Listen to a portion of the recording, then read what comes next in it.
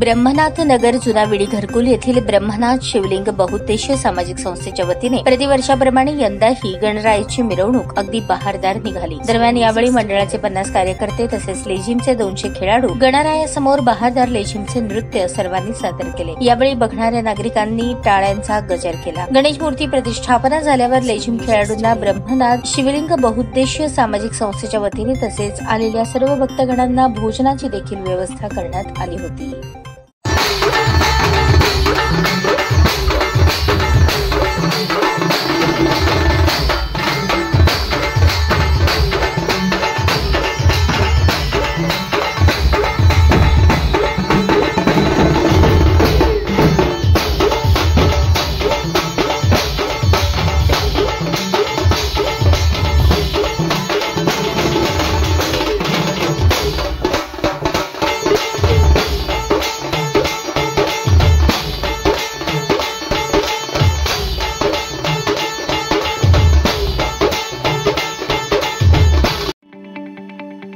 ताज्या बातम्या पाहण्यासाठी प्राईम महाराष्ट्र न्यूज चॅनलला सबस्क्राईब करा।